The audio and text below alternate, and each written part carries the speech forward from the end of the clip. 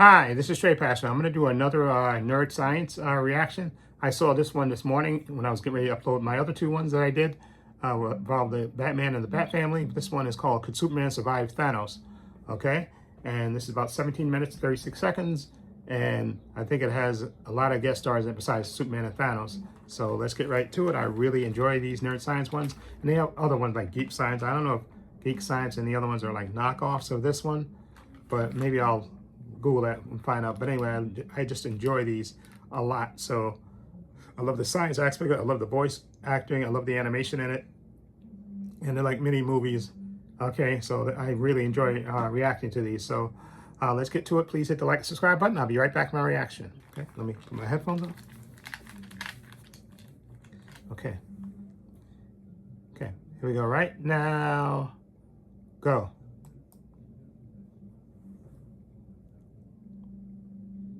Metropolis is on fire, and nobody knows why yet. Not an accident. Something coordinated. 6 city blocks hit at once. All of them still burning. A shadow slides across the Daily Planet globe, slow and massive. And people stop running just to look up. Superman doesn't look up. He's already moving, a red and blue streak through the smoke. The Hobbs Bay Bridge caught mid-collapse. People pulled out of cars and lobbies and rubble. He glances once at the Daily Planet Tower, still standing, where Lois is. Then he's gone again. He looks unstoppable.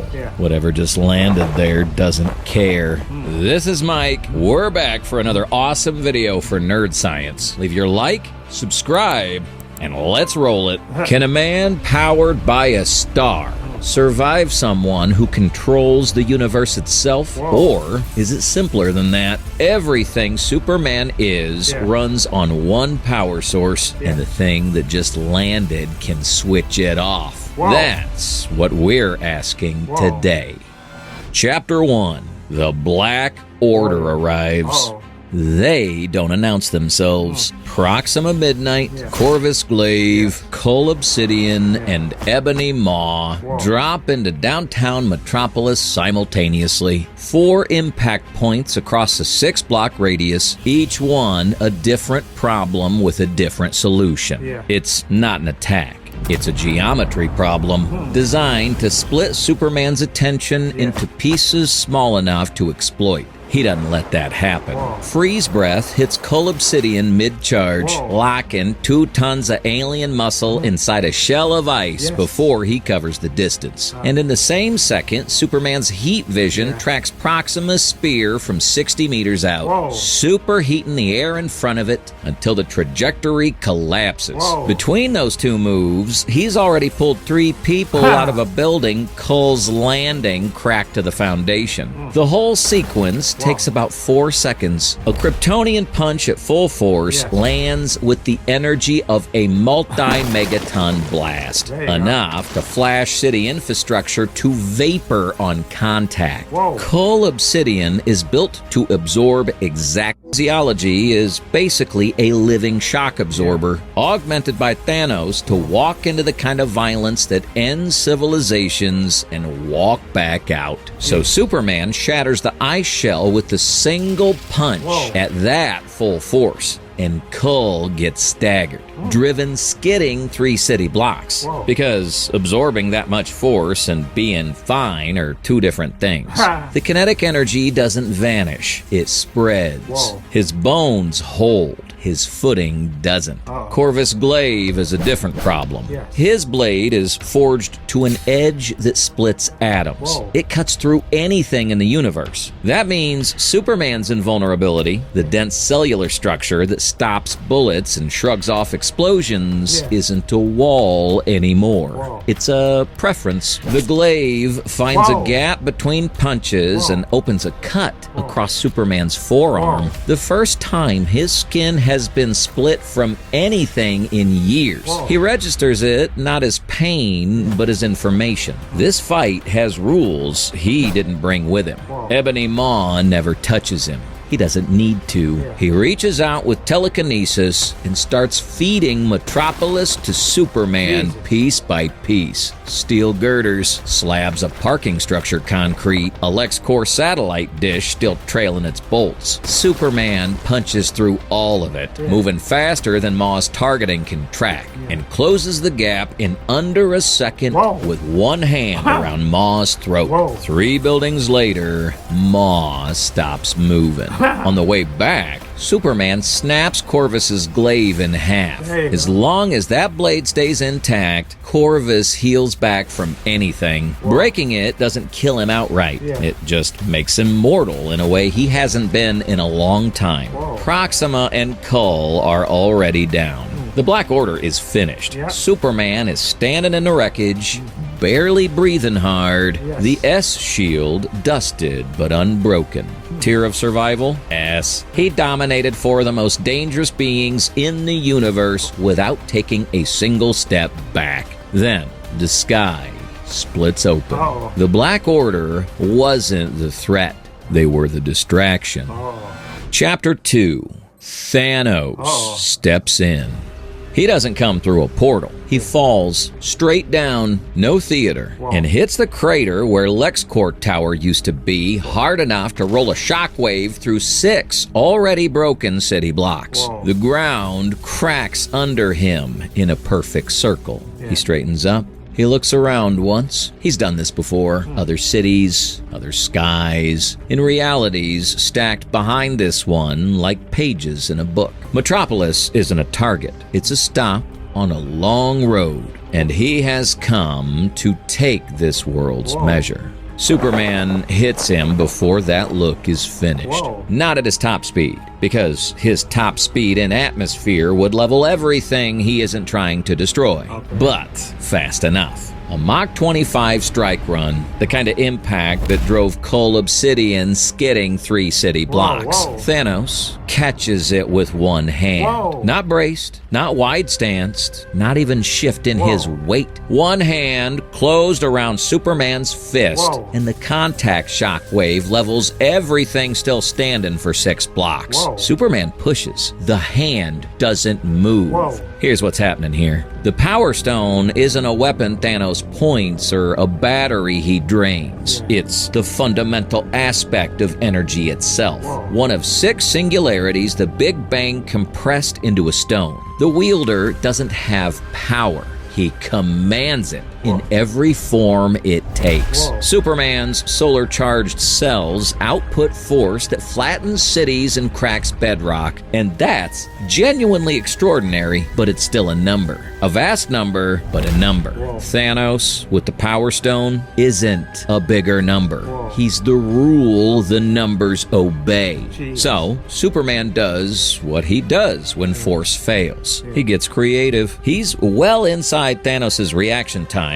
so he breaks off, gets airborne, and starts attacking from angles that change faster than a nervous system can follow. It works for about 40 seconds. Thanos doesn't try to keep up. He raises the Reality Stone instead, and a pulse of red distortion spreads across the sky. Not aimed at Superman, aimed at the space he's moving through, warping its geometry. Superman clips the edge of it. That's enough. The Space Stone fires in the same instant, and he's 2 miles straight up before his brain registers the displacement. The distance between them collapsed to 0 in the same breath. He can't outrun geometry. Nobody can. The Reality Stone is where it gets strange. Thanos rewrites the air around Superman into a liquid, and Superman's flight relies partly on aerodynamic interaction at speed. Suddenly moving through liquid instead of atmosphere changes everything. Then it's air again. Then it's chains. Matter crystallized around his arms and chest, dense enough that even his strength needs a full second to build against it. That second is enough for 2 Power Stone hits to land clean. Those dense cells that stop radiation aren't being damaged. They're being reclassified. The matter he's made of, told briefly to follow different rules, but he flexes out of it anyway. Almost. Full output heat vision, both eyes. Whoa. A beam that cuts the crystallized chains and catches Thanos across a chest plate that has survived the death of worlds. Whoa. The Power Stone wraps its wielder in something close to invulnerability. And by every rule of this fight, it should have swallowed that beam whole. Yeah. It doesn't. Quite. Thanos takes one step back. One step. Superman registers it, so does Thanos. It means Superman can actually hurt him. It also means Thanos has decided the game is over. Tier of survival, B. He held on through speed and pure aggression and landed a hit that genuinely landed. But he's been reacting for 2 straight minutes, not driving. And Thanos hasn't touched the other 4 stones yet. Chapter 3.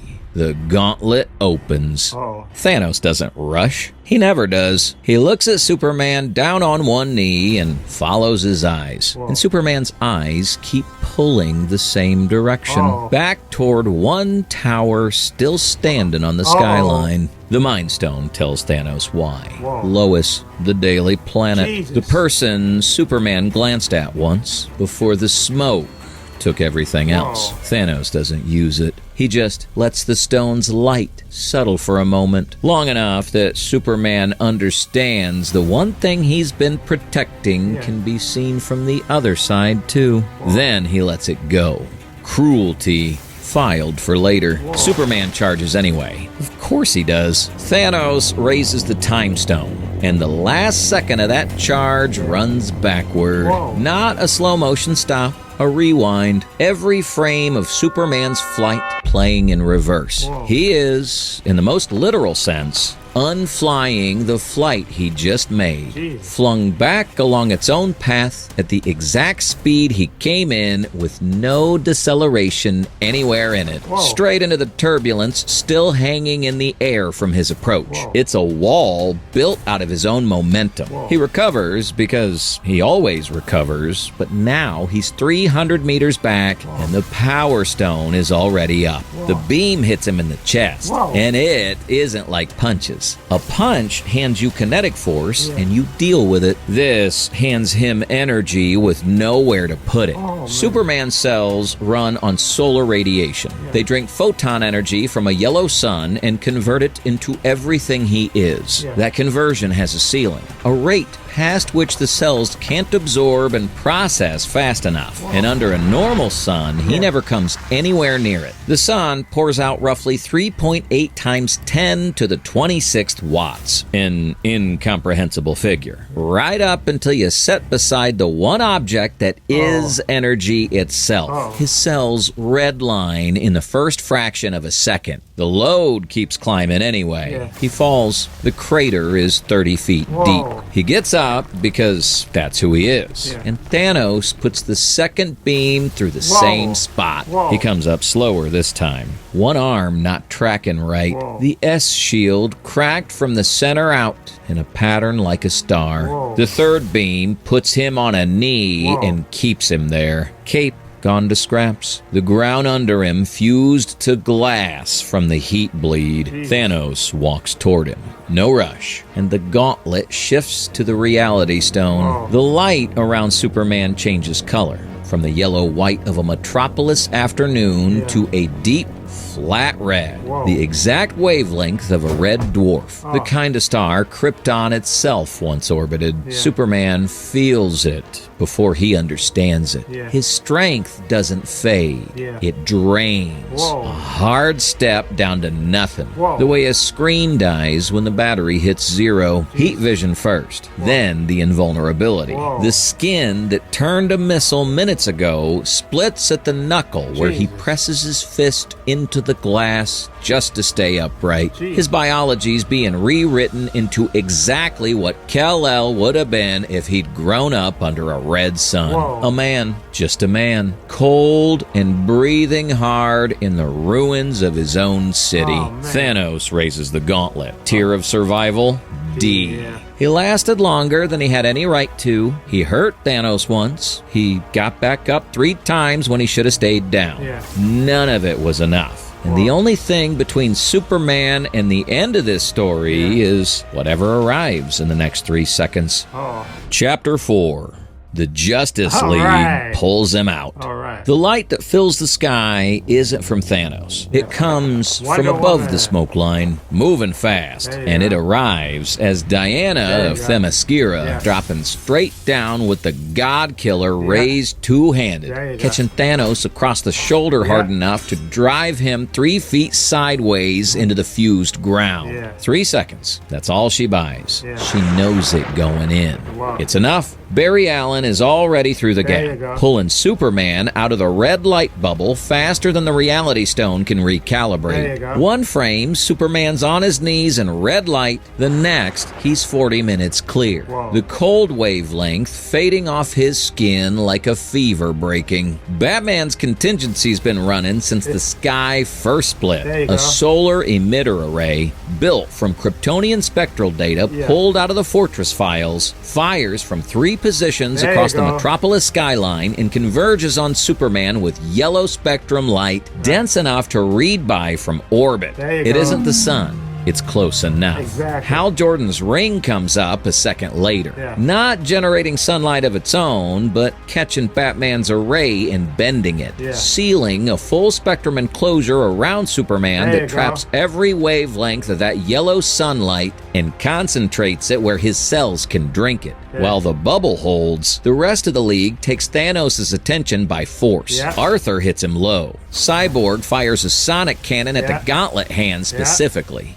John phases through him and grabs for the gauntlet itself. None of it works. None of them expect it to. But Thanos has to answer each one. And that costs him seconds he doesn't get back. Inside the bubble, Superman's cells start pulling in light again. Not fast, not back to full, but his eyes glow. Faint, then steady. And he gets his feet under him and stands. The League forms up around him. All of them damaged. None of them done. Thanos looks at that formation for a long moment, then he opens a portal and steps through it. He didn't have to. Nothing in that formation could have stopped him. Not the God Killer, not the ring, not the 7 of them with everything they had left. He leaves because he decided to, and that's somehow worse than losing.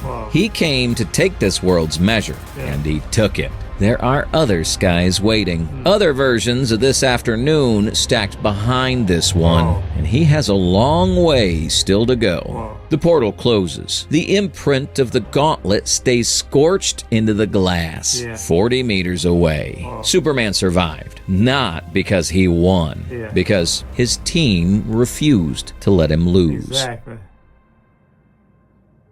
That's the honest answer. Superman alone could not survive the full gauntlet. The Power Stone overloaded the one engine his whole body runs on. The Reality Stone reached past his strength entirely and switched his sun from yellow to red. And Thanos never once looked worried. But Superman hurt him. One step backward, one scorched line across that armor, and he got up every time until his body physically would not answer.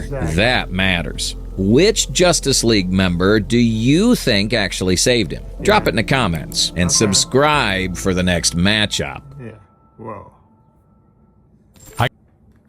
Okay, that was intense and very, very good.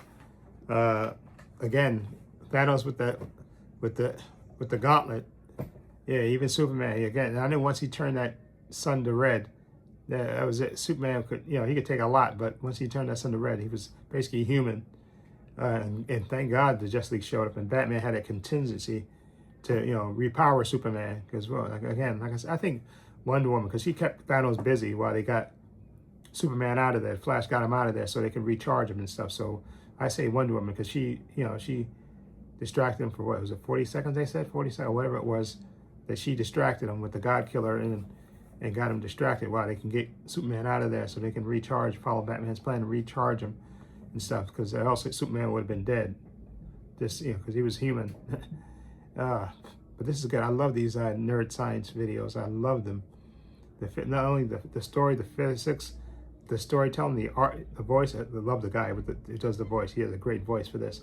and just the animation and the story telling, and you get to mix Marvel with DC again, and a great story. And again, like I said, it was 16 minutes. Like, was it 16 minutes or like, I think a little bit less, a bit more than that. It was like 17 minutes, like a mini movie. Okay, enjoyable. Anyway, let me know what you think of this. Could Superman survive Thanos by NerdScience? What do you think of it? I'll leave a link to it in the description box. You can check it out for yourself. I'll also leave a link to NerdScience's channel, so you can check out his videos. Again, love these stories. I think I'll probably be watching the other one, because I saw another one that said, could Batman survive Blade? But I think that's not by NerdScience, it's by somebody else. So I may do that one too. So I'm going to try to do more of these, because I absolutely love these. Okay, they were fantastic. I love the animation. Again, you don't even have to, again, you don't hear the hero's voice. You don't have to, because the guy doing the voiceover is perfect for this, because he gives you all the details of the science behind everything that's working, where the heroes are failing, where they're succeeding, and just it's like perfect. This is like the perfect, like it's like having a mini comic book on YouTube, which is great for me because I'm a big comic book nerd. So anyway, let me know what you think. Feel free to leave comments down below. In the description box, there are links to my Facebook, my Twitter, my Instagram. I also have a link to my other channel, Paul Views and Opinions. So you check that out as well. I also have a link down below to my merchandise store. As you can see, I'm wearing my Spherical Circles shirt. I have that design. I also have the Trade Passer logo. That's the other design I have. I have it on t-shirts, hats, sweatshirts, hoodies, water bottles, teddy bears for men, women, unisex. Follow a link. It'll take you to my merchandise store. Also, please give this video a thumbs up. It helps the channel, and I truly appreciate it. Also, hit the subscribe button, hit the notification bell, so you know when I upload new content to this channel. And this is Trade Passer saying so long. Well, this is Trade Passer saying so long, and take care.